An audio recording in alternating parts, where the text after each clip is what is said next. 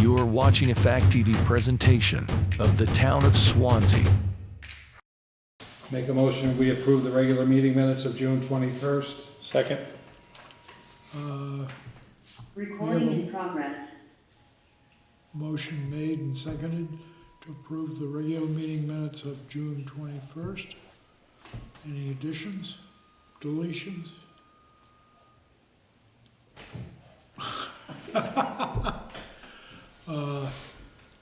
Those in favor? Aye.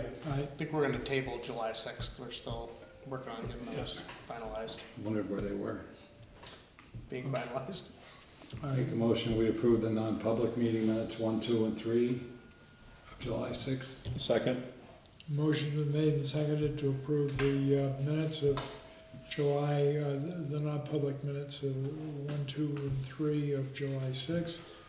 Any additions, deletions? Hearing none, those in favor? Aye. Aye. Michael, what was the junkyard permit? I didn't see that. That's for Buffums. That's our one licensed junkyard. It's an annual license renewal. Okay, it's the one Yes, license. the one license. Currently. Make a motion, we approve the consent agenda. Second. Motion's been made and seconded to approve the consent agenda. Any additions, deletions? Hearing none, those in favor? Aye. Right? Public input. Hearing none, those in favor? No. All right, Ashlee, you're up.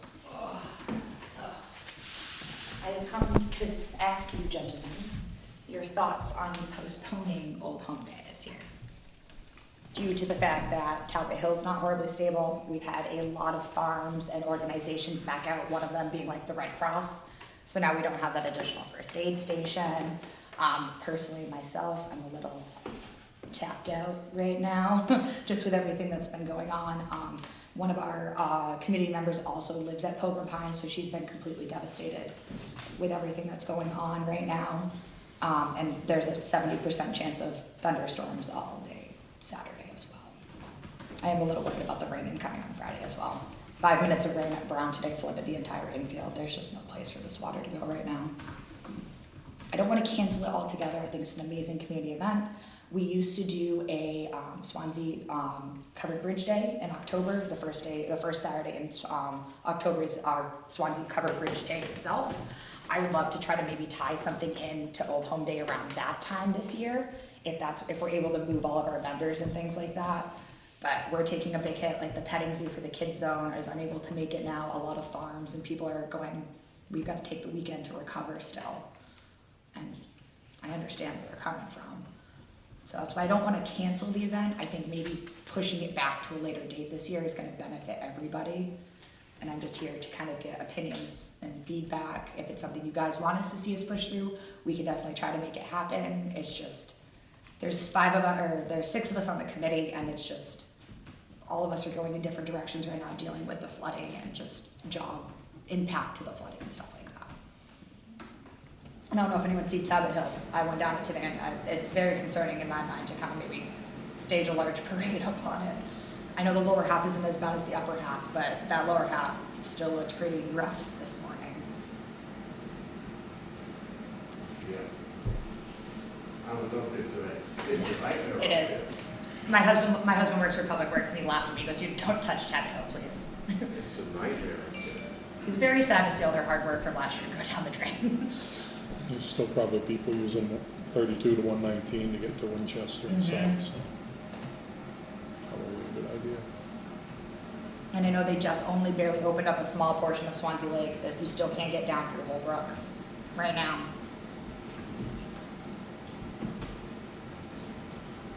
Comes the box trucks for the covered bridge. Oh yeah, there you go. And I do know the fire department's the only people providing food. I don't know where they're at as well. I hadn't reached out to Megan yet today. I do know a lot of our. So the food, didn't you have other food vendors? We did not, they've backed out. That's why I was checking my emails to see what Misty had kind of said. We only have the fire department confirmed as a food vendor now from all the people who have backed out. Like New Hampshire 6 is not joining us. The petting zoo is not joining us. Hemlock Hollow Farms is not joining us, the American Red Cross is not joining us anymore. And those were just the emails that I've had a chance to look at today. Would the school still let you use the property in October? That would have to definitely be I just haven't had a chance to get to the So store. basically, you're just asking to have it delayed to a date to Yes. be determined, Yep, and it could be next year. I would hope it not to be, But it just, could be. it could be, yeah, or we could just roll in for next year type thing.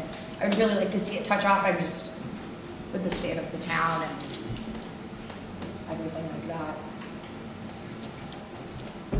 Okay, Do we need a motion or consensus? Sounds like consensus. Perfect. And your committee is in support of that? They are. I spoke with a bunch of them this afternoon. It's just Are there any people that need to be contacted so they don't show up? absolutely, and I'm gonna go home and do that right this now. I have everything already like pulled together to contact people, but I wanted to come and get an opinion from you guys before I made a very large, what I feel is a very large decision, since this is a very big annual town event and things like that.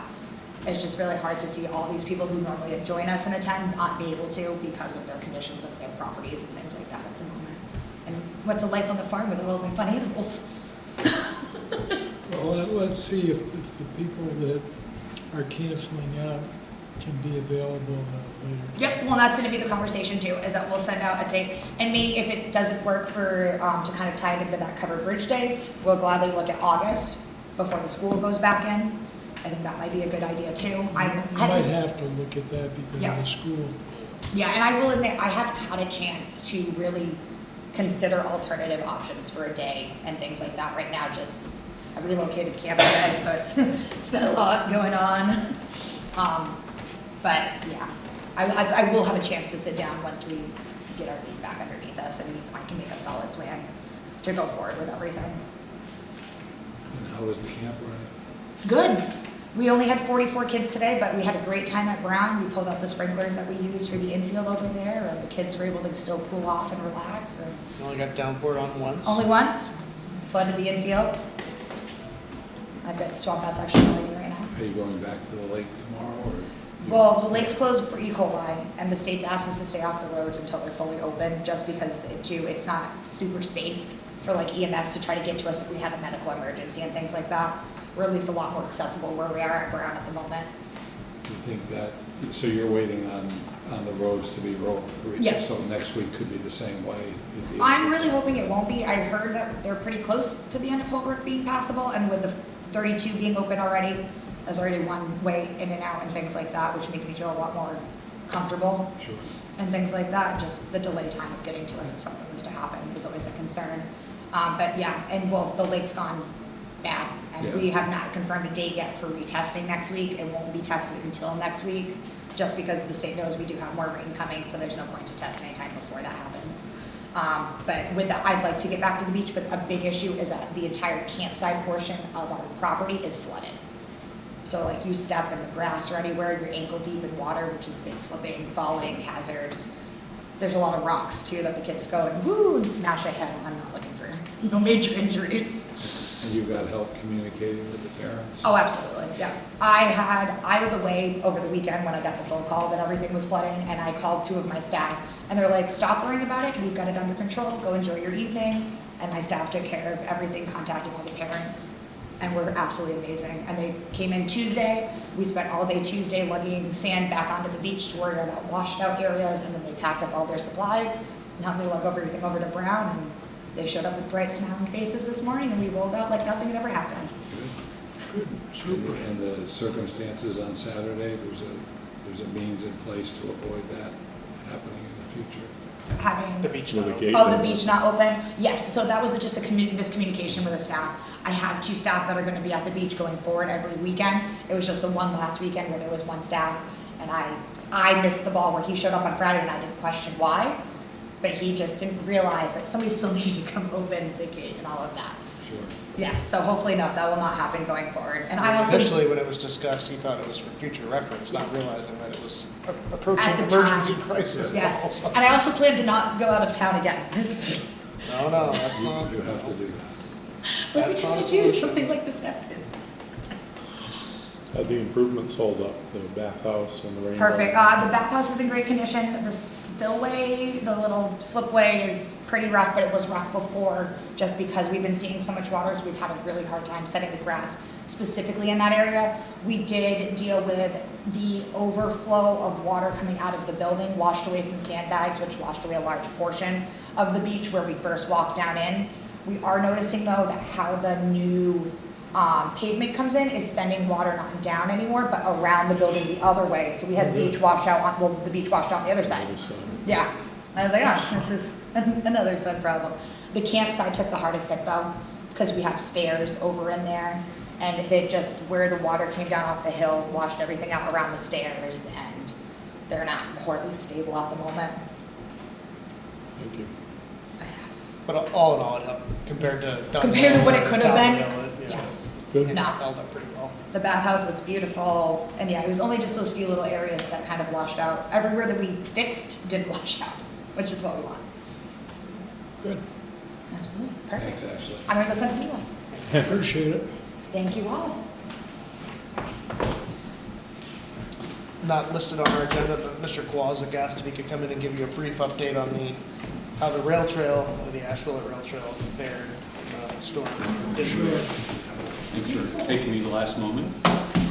Yeah, so I went out and surveyed both rail trails, Cheshire and Ashlee. Cheshire is in fine shape, it really didn't get impacted, which was nice, but the Ashlee Trail was different. There was a lot of impact there, so I went from Criff Road down to Route 10, and rode the whole thing and recorded it. So I think 27 or 24 incidences I found, and 6 of them I call urgent, which means the rail bed's missing or close to missing.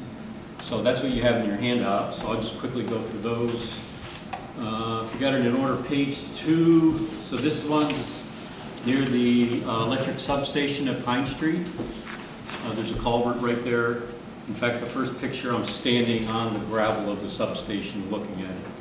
And you can see the whole rail bed's washed out. That's probably about 80 feet wide there. It's now missing. And then page 3 is the same area, but from a side view, so you can see there. So yeah, so that was one of the bad ones. And also the next page is another picture of that culvert that's now gone. If you keep going, the next incident, which is, you can see the photo, it's not quite as wide. This one's down behind the Brown Farm, just a little bit south of the North Holbrook Road crossing. Okay, so I'm on this one here. Okay, so that one's only 20 to 40 feet wide, so that was one of the better ones. But you can see there it also went all the way through the rail bed. So that one also totally breached. No one can get through there. Just quickly paging through the next one, which looks like this. This one's down, if you know where Bob Krebs lives. Some people are now calling it Krebs Canyon. This one's about 100 feet wide, and where Holbrook, the culvert gave way there near his house, and then the rail bed's just downstream. It blew the whole rail bed out. In fact, I talked to him, and he said the water was getting close to his house, and then all of a sudden he noticed it was going down, and he went out, and he just saw all this rail bed just gone. That's why it all went down. Yeah. The shoulders on Eaton Road that I noticed driving over here today got fixed. Well, this is the rail trail side. And it washed out that. And even the part that's left to me is pretty unstable. So it's possible this whole thing came in. So that was another one. And then the last one's going to look like child's play because it's just a hole in the top of the rail trail. It's about a 12-inch diameter hole right in the culvert, which is also got to be fixed. So those are the what I call urgent ones, where a lot of the rail bed's missing. I sent everything to Craig Rennie he's the chief of the Trails Bureau for the state, along with a couple other people at the state. He did reply confirming he got everything. So he thanked me for that, and so did Sean Violet, who's our district officer. And then I sent him an email and said, okay, what's next? And I'm waiting to hear back, right? So I'm not sure what the next steps are in order to start trying to fix it. But it's going to be some pretty significant work. So people are going to be cut off. I mean, you can get from Criff Road to Sawyer's Crossing, and then you're stuck. From Sawyer's Crossing, you're not going to be able to get through because of the one at Pine Street and the one at Eaton Road. And then when you get to Holbrook, you're cut off again at the one behind Brown Farm and Krebs Canyon. So those two big sections of the trail probably should be blocked off. As you can see, someone goes through it, they're going down pretty far. So anyway, so I want to let you guys know just what's... How would we handle that? Well, from what I understand, the state is supposed to come in and fix it because it's their property. I've heard in the past they wait for FEMA money potentially to fix it. That's why I'm asking Craig, okay, what's the next steps? You know, just what happens next? Do they wait for FEMA money? Do they have to report it? You know, what goes on? Do you think they'd be responsible for barricading it, or is that our responsibility? Well, I would think they should. So that needs to be done first. I would think so, yeah. That's why I tried to get all this information to them quickly and say, here's what it looks like down here.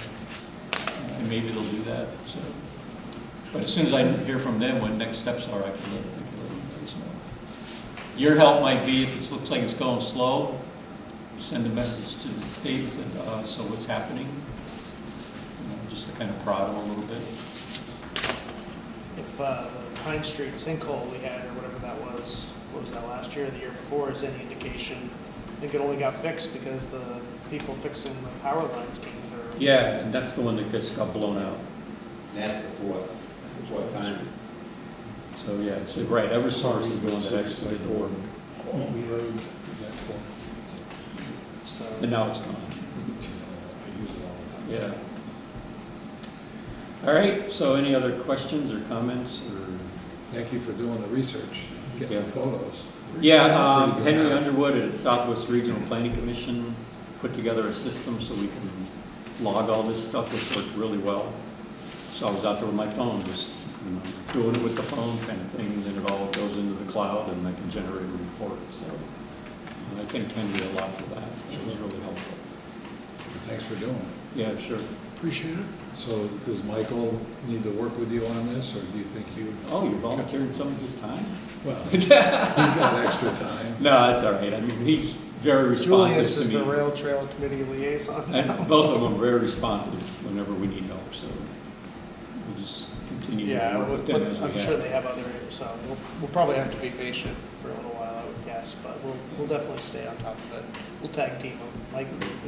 Michael get in. I'll Yeah, get yeah, in. right. We'll send Bruce in if we really want to get some action. Yeah, right. I think Sly's point's a good one. It's those areas where someone could be seriously hurt.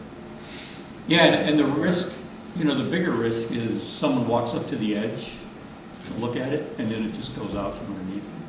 When I went to see Bob down at his place, I was walking, it was like, stop, he goes, because that section there was there like 2 hours ago, and now it collapsed. So things are still collapsing, which also means trees could still be falling. And if we get more rain, who knows? So, That's Sounds like more's coming. yeah, I know. Okay? Thank Great, you. thank you guys.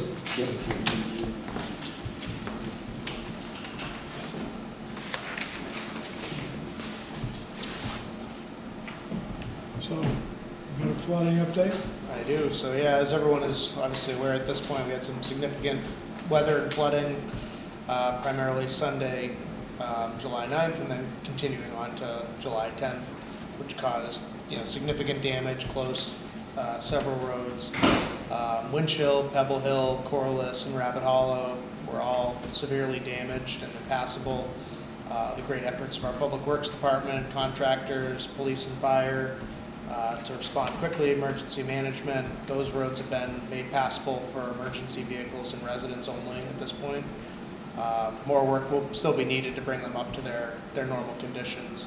Christian Hill, Dunn Hill, Honey Hill, and part of Atkinson Hill Road are all still closed and impassable, at least at points.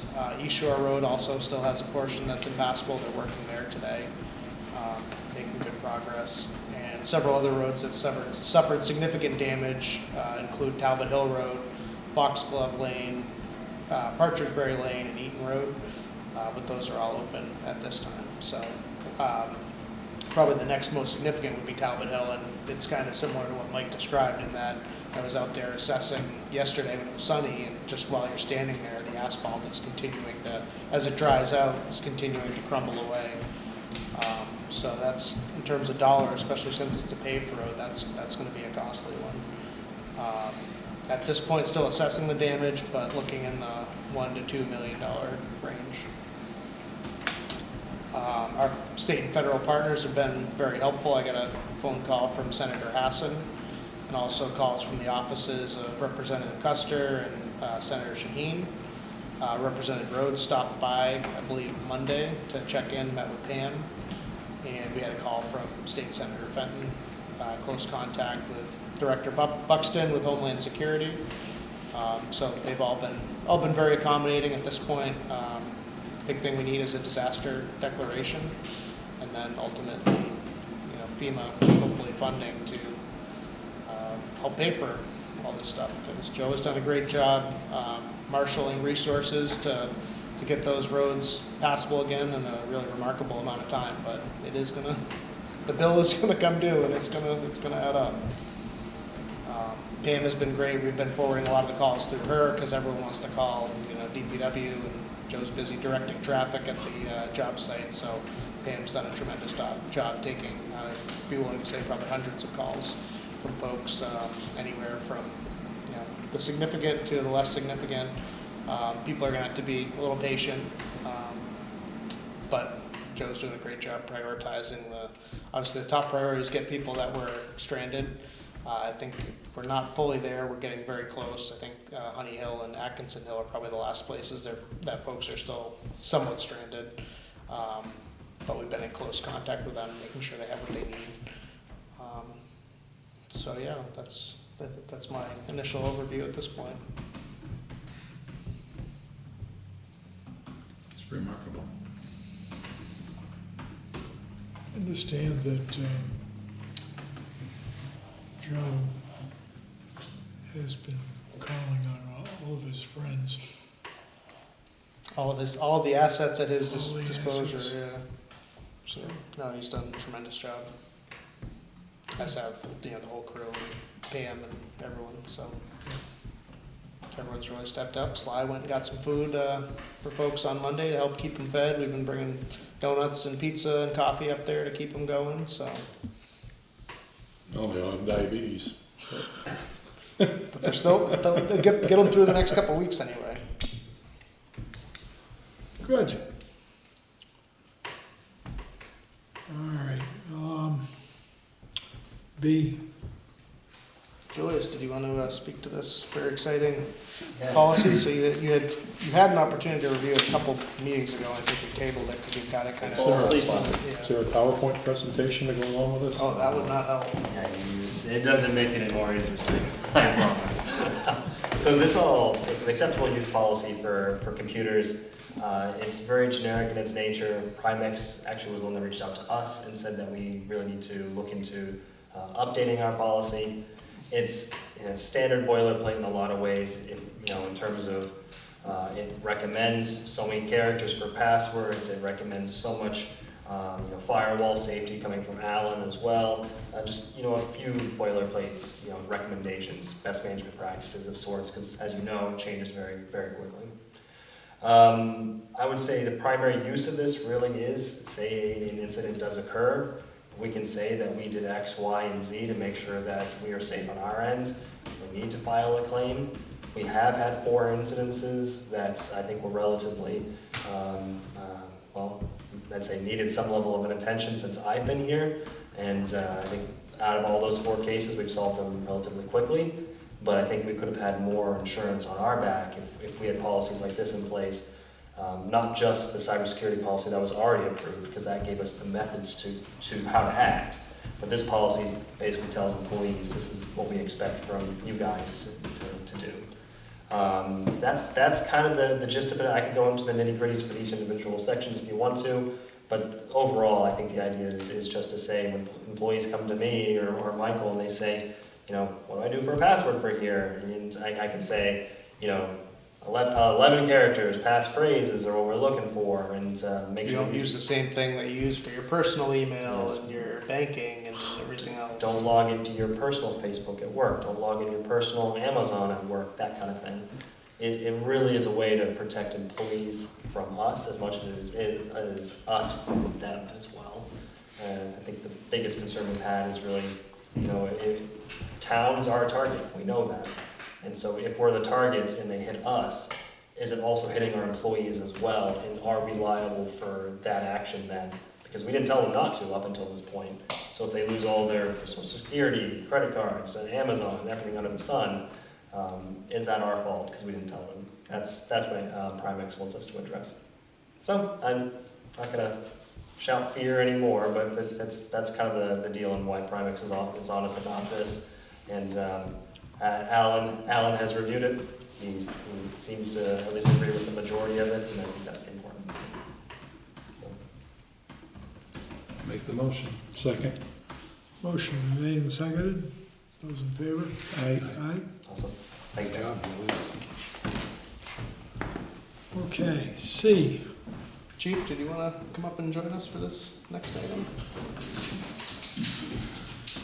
So as I believe the board hopefully recalls, basically just after the last time we had the article for the fire station in 2021, we got notice that we were awarded congressionally directed spending, which is kind of the new term for earmark, in the amount of $200,000 towards that project. And obviously it's been a couple years since then. We have not gone back for another warrant article, kind of been in the holding pattern as we work on other items. But I had a follow-up meeting with USDA officials, who's the one that are administering it through the Rural Development Grant. And their preference is that, you know, basically what are our options? My question, can we use it for other fire department stuff? Can we use it, you know, we did the addition, would it be possible to use it for that? You know, Public Works needs a building. They said their preference, and the senator's preference, it was Senator Shaheen's office, is to try to continue to use those funds for what they were initially allocated, which is some, you know, new fire station. Doesn't have to be the same plan necessarily, but that's their preference, is to use it towards that original intent. So they understand, you know, the constraints of local funding. They know we tried. They're asking us to try again in some fashion, ideally at this upcoming town meeting. As long as we're continuing to make an effort and show progress, sounds like they'll be patient and be understanding. If we say, no, we're just going to think about it for a while, the funds might be de-obligated is their nice word, but taken back and given to some other project is probably the reality.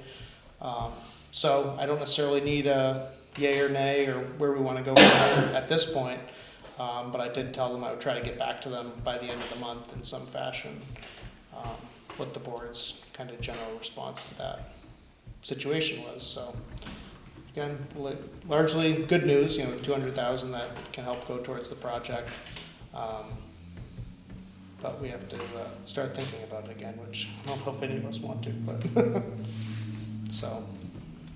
I don't know if you have anything. I know we talked about other grants with them, so I didn't think you were busy on. You weren't there, so but you didn't need to. You didn't need to be there. So, thoughts, ideas, comments. I mean, I don't know.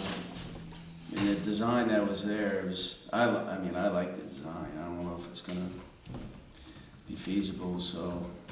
We look at another design or get some more input. I don't know.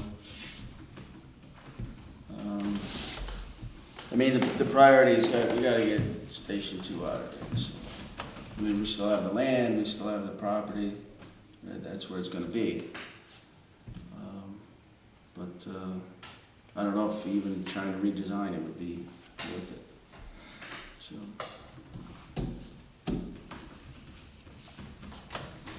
sure. I think the definition of insanity is trying to do the same thing, expecting different results. So I think we need to try something different, whether that's process or the outcome, but. I mean, you know, we obviously we need new facility. We need an area large enough where we can have training, you know, where we're gonna be able to have, you know, where the department can meet at certain times and do training. We still need the square footage. I mean, but we gotta kind of find a way to do it. I mean, we're still using this building here for training and other things, so, you know, we still need a meeting space big enough, large enough for the whole department at one time to be able to meet as a group, which can still be used as a community events or community meetings on that side of town if need be. But I wouldn't want to see the square footage of the building go down or the footprint of the building go down. I don't know if we can make other design changes where it'd be less. I mean, everything's going through the roof now anyway, so. Well, not to say the EMS issue has been, I won't say solved, but I mean, it's been somewhat, I'll say stabilized for the next 3 years at least. We have a new provider.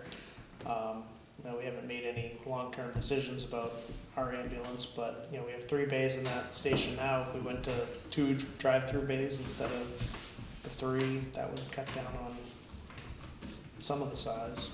I would still stick, I would, you know, I think 3 bays, I think we still need 3 bays. I know if you're going deeper, but we'd have to sit down and, you know, crunch some ideas, see what's out there. Because you get those, you know, you don't want to build too small and find out that we don't have enough room for certain things, but, so. Sounds like at least from some perspectives, the county might have already done that in some ways. They might have already been running out of some space over there. Yeah, absolutely, yeah, so we could try and learn from their misfortune, I guess. Yeah. It's a nice little building, but it probably could have been a little bigger in some areas. But So obviously not. The building running out of space, Well, feeling tight. yeah. Yeah. They still want to be spokes on a wheel though, and probably put something up on northeast side of Keene and, you know. yeah, it shouldn't be the only respond station. quicker to all for parts of long. the county, so. Yeah. I'd be in favor of something like 5,000 square feet, only because this storm, if anything, has proven that, you know, parts of this town could be isolated.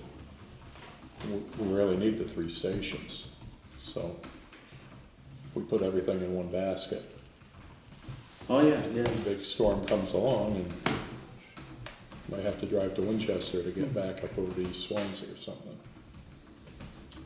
Yeah, that's where we actually kind of staged up the other night at Town Hall, because it was more of a center location, centers we can get. And we at the time, at the height of the storm, we were still getting information and gathering intel, so we weren't sure which routes were to go, what was not accessible until we found it. You know, it was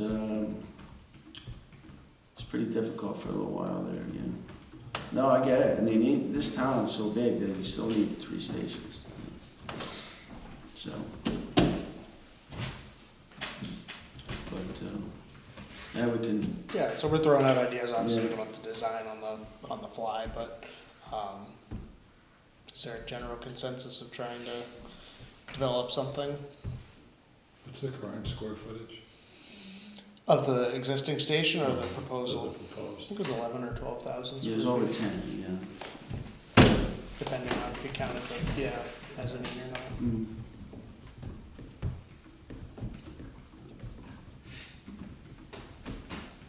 I think we ought to bring it back. We can't just sit on it. It's a need. During the course of the rest of this year, we might learn about Cutler, what the prospects are for that. If it's the location that's the issue. And if we end up running the sewer down Eaton Road and all through there, then we'll pick up sewer in Swanzey Center, and that'll take away one of the concerns, but Still gotta find 4 acres. still gotta find 4 acres. I mean, it's, you know, a lot of the argument too was the location.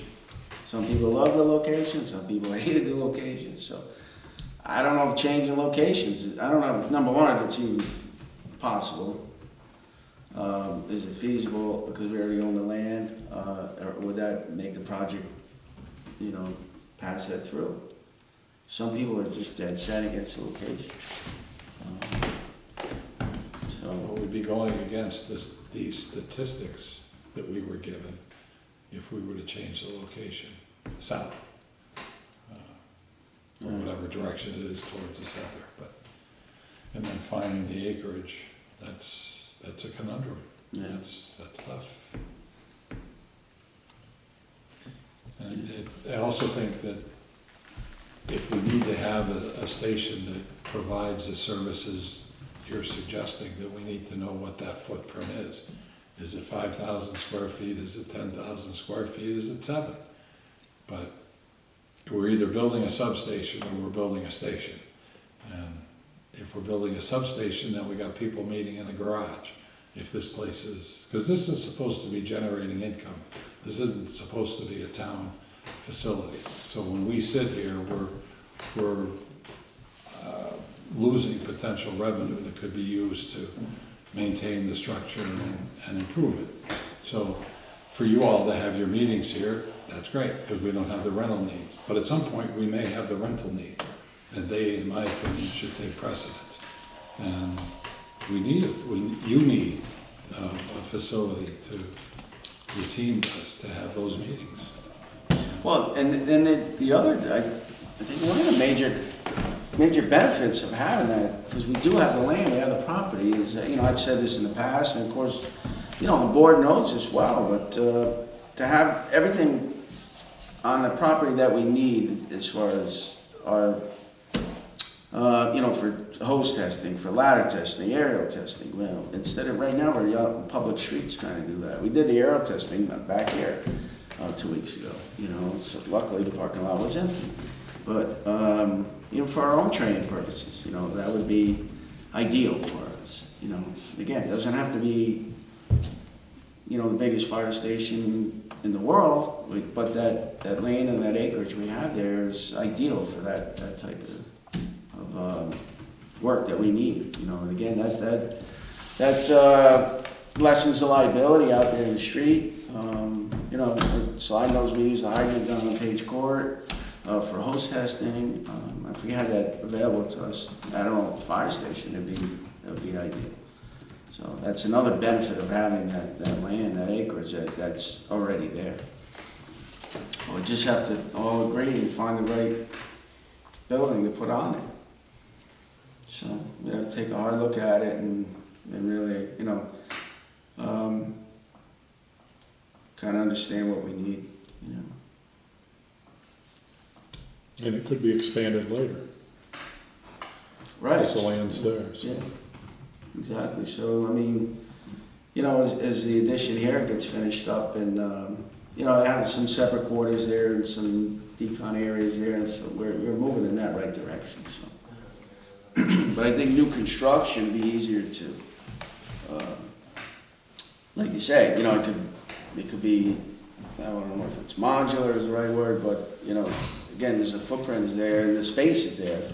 You can adapt into the future, so. That's why I don't want to, you know, I don't want to be too stubborn about it, but I don't want to give up that square footage because, you know, we're out of room down here, you know, so.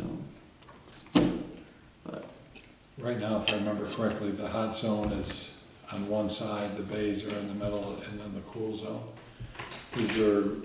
Is there, from a safety perspective, an opportunity to move the hot and cool so they share a common wall, which would allow what Michael said, to have 2 bays and then to add a third or whatever, because it would be a lot easier to add on the gable end than it would be to try to do something going in the eve end, Right. eve side. Yeah, I mean, I'm sure there's a lot of possibilities out there. You know, we can begin to look at departments that are in the situation that we're in, you know, that don't have all these funds readily available. That how do they do it? You know, there's a lot of new stations that are going up, or you know, what's the best bang for the buck that we can put into that facility that's going to afford us the safety we need and the space we need. Really, that's the goal here. So,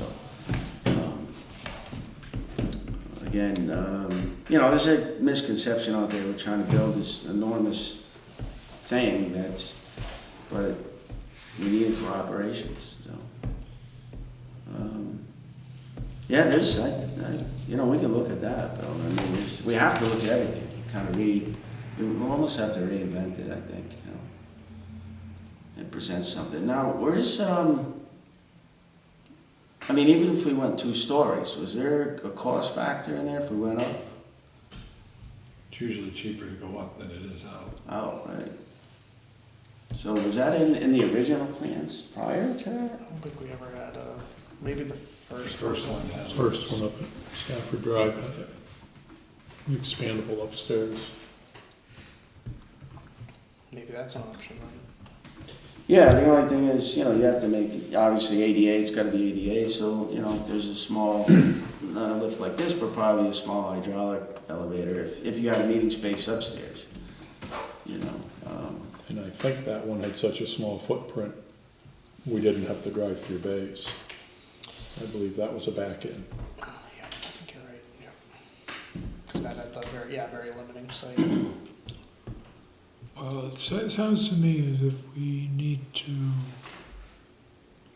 get cracking in either the tail end of this month or the beginning of August. And we need to come up with all kinds of answers and then sort them out and make it work. Because it isn't going to do us any good tonight to sit here and cry about it and that sort of thing. But as far as I'm concerned, I think we should put it back on the burner, not the back burner, but the front burner. Right, absolutely. You know, again, you know, to prove the point even more, I don't think we have to beat the horse anymore. But you know, the other night we're in there and there's water coming into the apparatus for it, so it has to be done. You know, it's time. It's overtime. So. Okay. All right. We okay, at least broaching the discussion with Katie about involving her? I think we got to. Yeah. Okay, good. Only in the respect, I don't want to see another drawn-out plan that doesn't go anywhere. If she wants to come up with a generic square footage for, you know, this is where you park these trucks, or this is what you need for the hot zone, and then we do the calculation, you know, whatever it is, 500 a square foot or whatever, and we go for the money. You know, the taxpayers don't need to see every board and nail in a $100,000, $200,000 plan. I would rather just see, you know, you already have a plan, where can you cut it down? Right, that's what She did a little bit, but not, she never really eliminated the footprint, or cut down on the footprint. She just said, don't finish this. You know, take out the finish. These are all things that need to be brought to her attention and our attention in the course of the discussion. Right, but I'd rather see some kind of cost estimate that we could go to the townspeople with instead of the complete plan, because if they don't go for it, it's money over the bridge, so to speak. You know, it's. Yeah, that's what I was talking. We have a lot of plans. Floor plan and an estimate. Yeah, that's all I was referring to. And maybe with a cap on what we think the customer can bear. I think think that would be helpful. Okay, Good. Thanks, Bill. All right. yeah, thanks, Bill. Okay. Okay, D, Yeah, thank you. Town Planner, Planning Director, Recruitment. Bummer. Yeah, Disappointing news. well, I'll look for a motion to accept with make regret the motion. for August Second. 4th. what's that? Effective August 4th. Sorry. Second. Those in favor? Aye. Aye. We unfortunately, Regret. Absolutely. Okay. Serious regret. That's just very disappointing. we unfortunately know this routine, so we've already done some outreach to Carol Ogilvy for some interim assistance.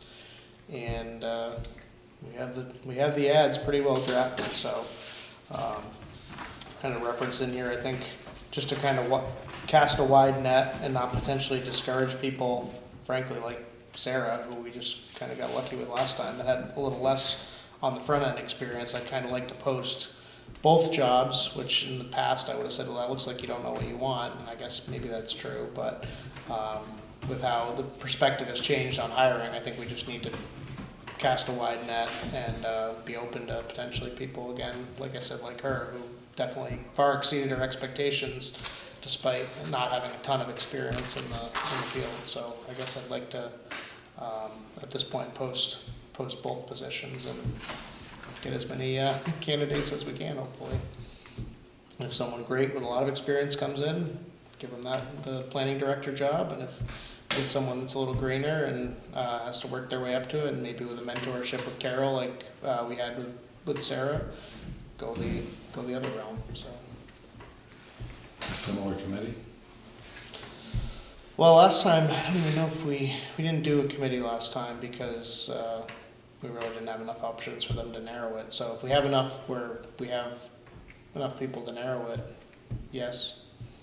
If not, I think we just have them go straight to the board. So I think we only had 2 or 3 good ones last time. Julius? He's here. Is there some of that role that he can take on in the interim? Well, I'll probably take a little bit on in the interim, yeah, between Julius, Mike, myself, maybe others. Be an all-hands-on deck approach for a little while.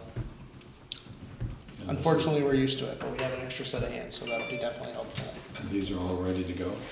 pretty much. I mean, they would be more ready if this week wasn't how this week was, but they'll be there, yeah. Y'all done well this week. It's getting late early. Been a long week already. Yep. all right. Ambulance service update. Just to tie a bow on, obviously, our last meeting, we had the meeting upstairs with the various towns, and we had decided to go with Cheshire County EMS. Chris and I had a couple meetings and discussions, and we were able to come to terms for a three-year agreement that I feel is in the best interest of the town and protects our interests. So I don't know if they regret that after the first couple of weeks. Boy, they definitely got our money's worth out of those, especially when that ambulance got stuck out there. I hope they got it back, but so. They did get it back, I confirmed. They did, okay, good. Because it was on an island on Dunhill for a little while. So How did it tie in with Pilgrim Pines and Dunhill? Did it? I read that article at the front page today that it was Pilgrim Pines and the counselor bringing somebody home, and somehow they ended up on, she got hit by lightning, the counselor did, and somehow the ambulance ended up on Dunhill Road. They must still be learning the roads, if that's the case, because I don't know that wasn't the Unless fast. they tried to go around. Yeah, that's true. Something Like to Swanzey wash Lake was out. washed out or something. Yeah, that could be. Okay, administrative update. Occasionally pick this wrong. Yeah, that too. Nothing additional at this time. All right. Correspondence. A couple emails from Mr. Rogers on Friday. It's in your correspondence. Okay. Non-publics? I have one for hiring. For what? Hiring.